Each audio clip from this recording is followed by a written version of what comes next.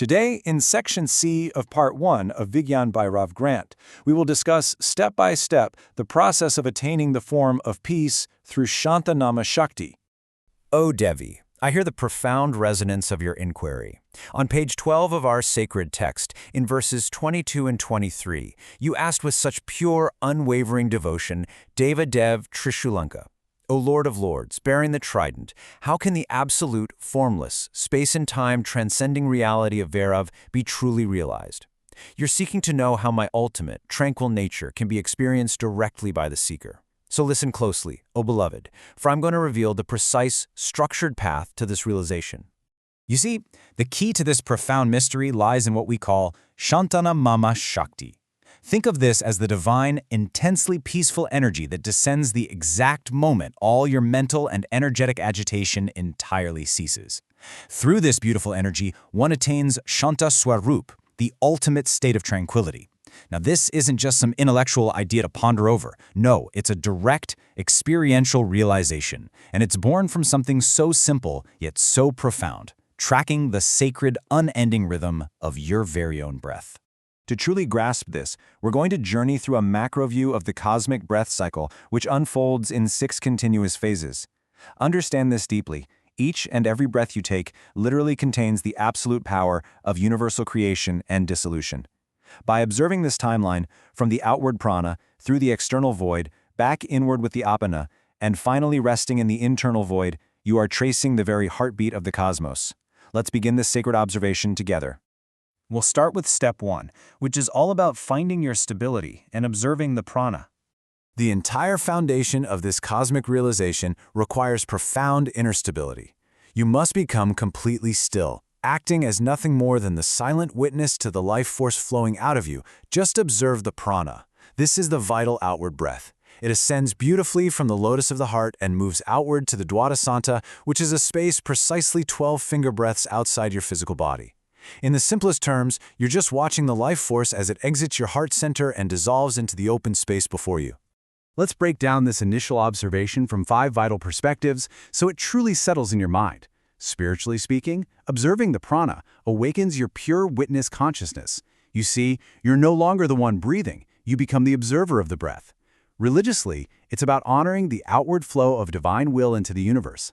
From a tantric perspective, you're precisely tracking the subtle, luminous energy as it actually exits your physical vessel. Philosophically, this outward movement is a profound lesson in the impermanence of all active worldly states. And practically, O Devi, it simply means maintaining a gentle, absolutely unwavering attention on your exhalation. This brings us naturally to step 2, experiencing the exact end of Rechak.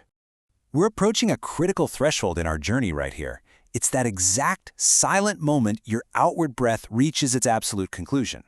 We define Rechak not merely as breathing out, but as a complete and total emptying of the self. Think about the immense philosophical significance of this. Yes, you're physically pushing out the air, but more importantly, you're emptying yourself of all worldly attachments. As the breath reaches that outer boundary, your individual ego surrenders entirely into the cosmic void. In that moment, you become empty space. Which leads us to step 3, the external Kumbhakavastha and the glorious emergence of Shanta Shakti. Right here, in that absolute emptiness outside the body, a sacred breathless pause occurs. I want you to turn your attention to page 21, verse 26. Navrajana Visecha Kratir.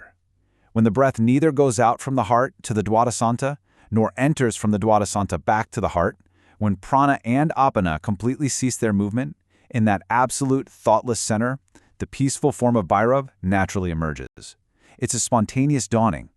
This is the exact moment the oscillating, restless mind completely dissolves. Let's comprehend this breathless pause through our 5 lenses. Spiritually, you've stepped completely outside of yourself and entered the vast cosmic void.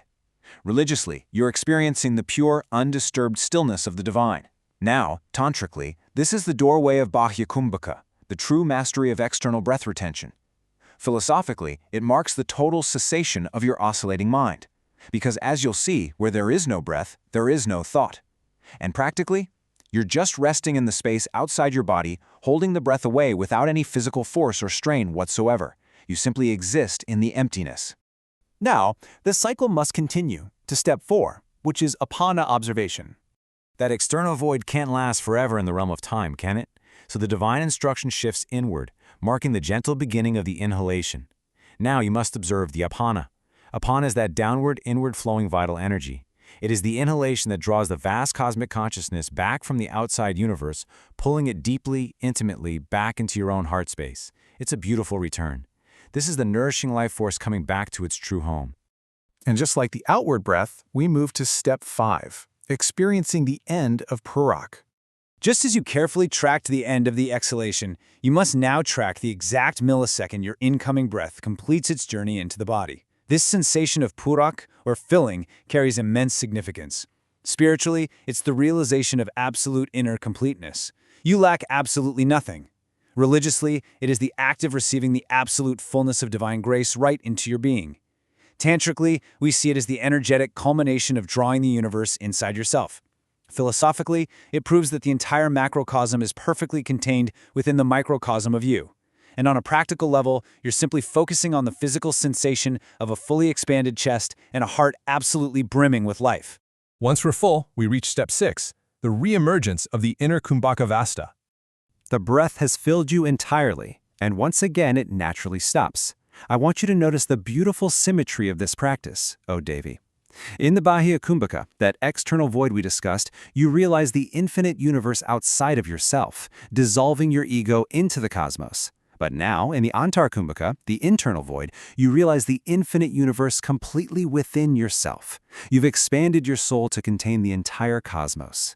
Though they are opposite in physical direction, both voids are identical in essence. They both lead to the exact same spontaneous emergence of supreme, unshakable peace. This profound realization brings us to step 7, relaxation, discussion, and reflection. After rigorously tracking these ascending and descending energies, the breath naturally finds its balance, bringing you to a critical stage of pure awareness. I draw your gaze to page 99, verse 112. Shiva-Shakti samavesha, shobant, Vairavam lapu. When the agitation of all those ascending and descending energies completely ceases, the mind finally lets go of its labor. You enter a state of deep reflection and supreme, effortless rest. You see, the form of Bhairav dawns not through force, but through complete and utter relaxation. Let's anchor this profound relaxation through our dimensions. Spiritually, you are practicing total, unyielding surrender to the present moment. Religiously, you are finally resting, motionless in the arms of the divine.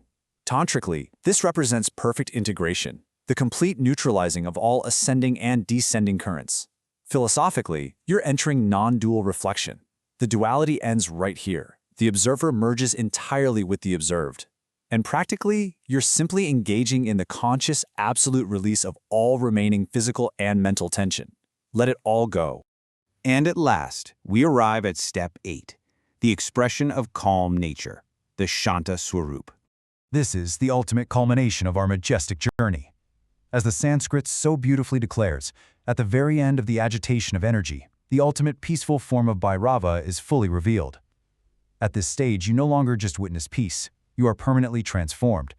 You physically and spiritually embody the eternal, calm nature of Lord Shiva himself.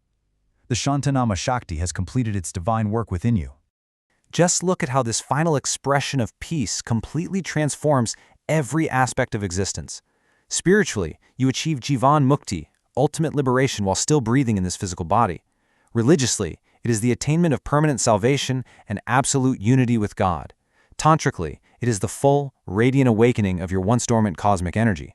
Philosophically, it's the final, irrefutable realization of the absolute reality. And practically, O Devi, it means walking through this world living a life of supreme, unshakable harmony and profound peace. I leave you with this single, resonant truth, O Devi. If the ultimate, majestic peace of the entire cosmos exists quietly in the silent pause between your breaths, what profound universe will you discover when you finally stop, surrender, and truly listen to that silence?